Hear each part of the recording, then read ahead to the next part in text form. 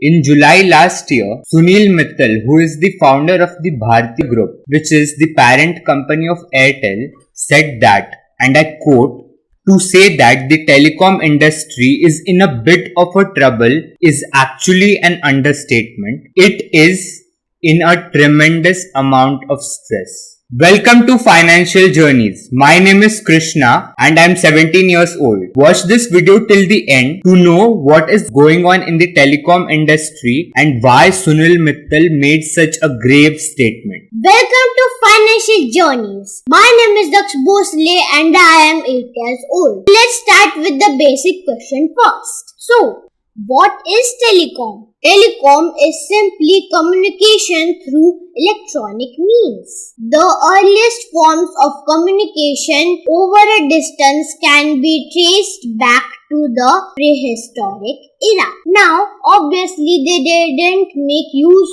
of electronic communication, but could still get the message across over a distance through fire and smoke signals and drum beats which had predetermined meanings and enabled them to transfer secret and coded messages. The infamous pigeon post didn't start until the 5th BCE, where the Persian and Syrian empires had acquired territories too large for any other forms of communication to be viable.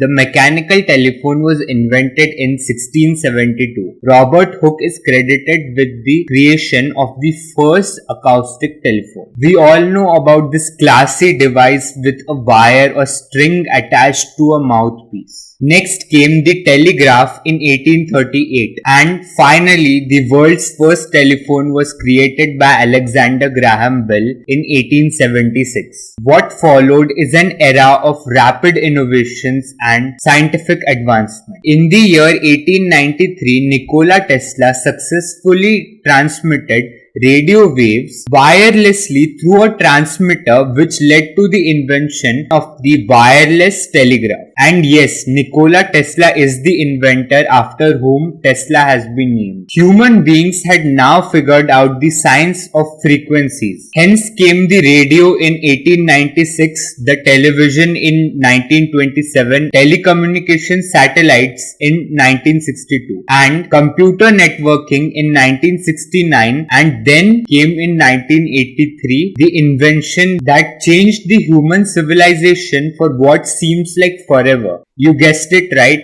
the internet. The reason behind this exhaustive reproduction of the history of telecommunication is to point out the largest, if not the most important reason behind the telecom trouble, which is rapid change. Innovation in telecom is a plague on the industry from an economic point of view. As you may have noticed, the intensity of changes has only increased in the past few years. And more changes means additional investment into capital. What if the company resists change? I mean, what could possibly go wrong if a telecom company continues providing a 4G network while one of them has already moved on to a 5G network? Probably nothing too bad, right? The pressure is too great. When something new comes out initially, it doesn't even matter if it is better than what already exists, because the marketing hype carries the demand, and a company which resists change for economic purposes may be rendered worthless and obsolete, turning the huge capital investments of a company into a pile of outdated metal scrap in a matter of weeks. The intense competition and demanding nature of the telecom industry was already an issue for some companies, but the entry of Jio in 2016 added insult to injury. Jio came in with a free plan and had struck deals with about 20 companies including Samsung and Micromax to bundle Jio SIM cards with them with free voice calls and data for 3 months. Jio was planning to capture a large portion of India's telecommunication industry as soon as possible,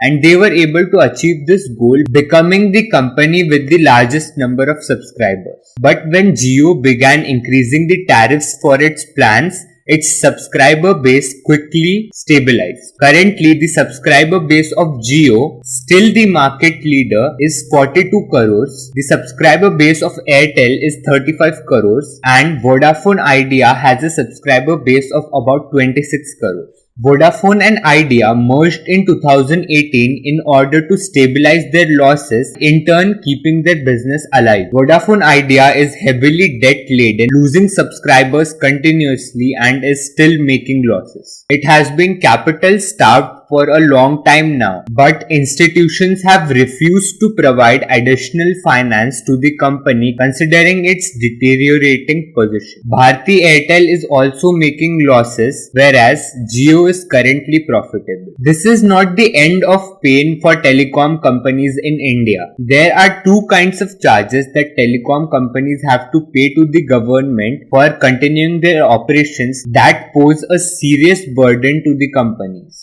The first is the spectrum usage charges, which vary between 3 to 5% of the annual revenue of the company. Spectrum usage is related to the frequencies over which wireless signals operate. And the second charge is the licensing fee, which is equal to 8% of the annual revenue of the company. The telecom companies urged the government that the charges could be levied on the revenue from operations rather than levying them on the operating revenue as well as the non-operating revenue. But this request remains unaccepted by the Department of Telecom of India. If you think that this is bad already, wait till you hear the crux of the problem. These expenses, being charges, can be accumulated, which means that if a company doesn't have adequate revenues to pay for their charges, the shortfall or unpaid amount will be carried forward in the future years and the companies would have to pay interest due to the delay in payment on these charges.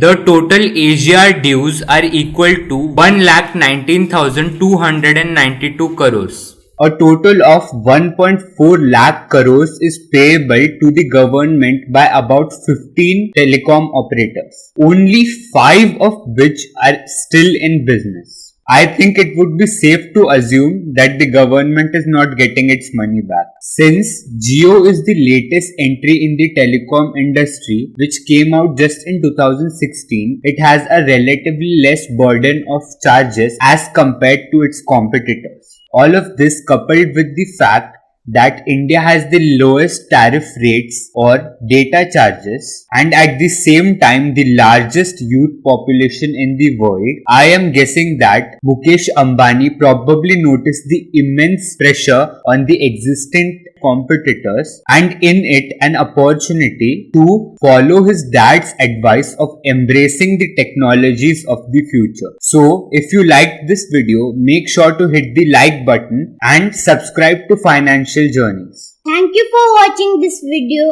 and stay tuned for regular videos on weekends. I am Daksh Bhosle signing off. Bye-bye.